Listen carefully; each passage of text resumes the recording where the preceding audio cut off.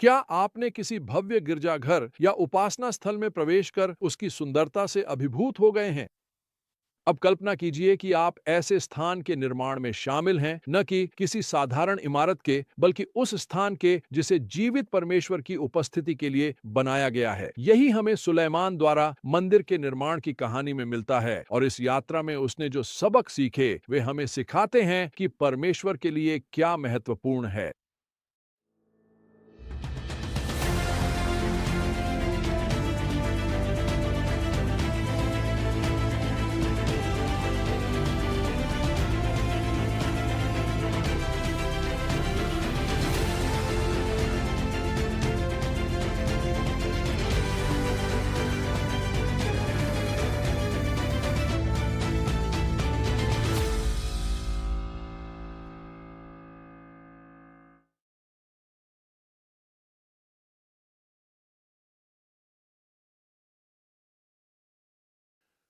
मंदिर निर्माण का ब्यौरा सांस रोक देने वाला है। हर जगह सोना, देवदूतों, खजूर के पेड़ों, खिले हुए फूलों की नक्काशीदार देवदार लकड़ी। दो विशाल स्तंभों के नाम याकीन और बोअज थे, और कांस्य समुद्र 12 कांस्य बैलों ने संभाला। हर चीज बेहतरीन सामग्री से बनाई गई थी और अद्भुत सटीकता के साथ तराशी गई थी। संख्याएं चौंका देने वाली हैं। इसे पूरा होने में 7 साल लगे, इसमें दसियों हजार श्रमिक लगे, और इसमें इतनी अधिक मात्रा में सोना व कीमती सामग्री लगी कि उसकी गणना करना लगभग असंभव है। सबसे दिलचस्प बात यह है, सारी इस भव्यता और ऐश्वर्य का विस्तार से वर्णन करते हुए सुलेमान नीति वचन में लिखते हैं कि अच्छा नाम धन से अधिक वांछनीय है। सम्मानित होना चांदी या सोने से बेहतर है।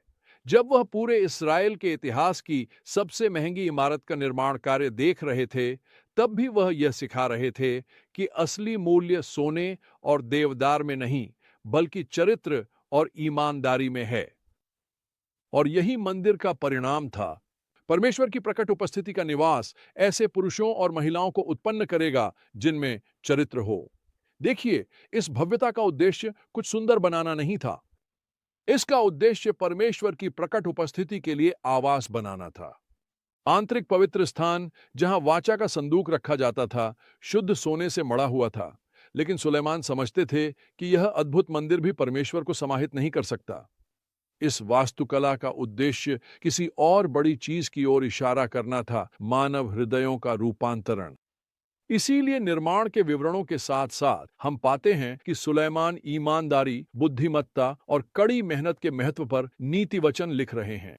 वे कहते हैं, आलसी हाथ गरीबी लाते हैं, लेकिन परिश्रमी हाथ संपत्ति लाते हैं। वह लिखते हैं और कहते हैं, जो ईमानदारी से चलता है वह सुरक्षित रहता है, लेकिन जो टेढ़े रास्ते अपनाता है पकड़ा जाएगा।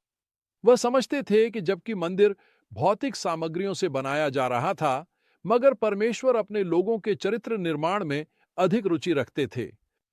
सुलेमान के महल और मंदिर के बीच का अंतर बहुत कुछ कहता है। मंदिर को बनाने में 7 साल लगे, जबकि महल को 13 साल लगे। फिर भी जब वह नेतृत्व के बारे में लिखते हैं, तो वह जोर देते हैं कि धार्मिकता राष्ट्र को महान बनाती है, और राजाओं को उन लोगों के लिए बोलना चाहिए जो खुद के लिए नहीं बोल सकते। जब वह वैभव में रहते थे, तब भी उन्होंने सिखाया कि सच्चा नेतृत्व न्याय और दूसरों की सेवा करने के बारे में है। तो आज हम इन सत्यों को आज कैसे लागू कर सकते हैं?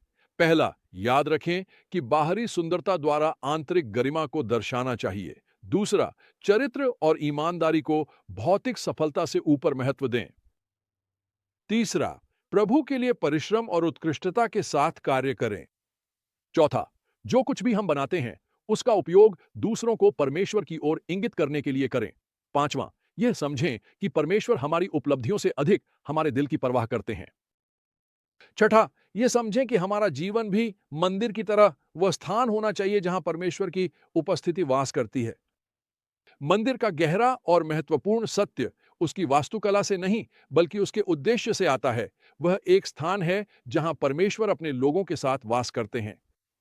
पौलुस बाद में हमें बताता है कि अब हम ही परमेश्वर का मंदिर हैं, कि उसकी आत्मा हम में वास करती है। इसका अर्थ है कि मंदिर के निर्माण में जो भी देखभाल, बारीकी और उत्कृष्टता दिखाई गई, वही हमारे चरित्र के निर्माण में भी झलकनी चाहिए। सुलेमान का सबक स्पष्ट है, चाहे हम भव्य इमारतें बनाएं, व्यवसाय स्थापित करें या प्रभावशाली संगठन खड़े करें। सबसे महत्वपूर्ण है कि हम ऐसा जीवन बनाएं जिसमें ईमानदारी हो और जो परमेश्वर का सम्मान करे।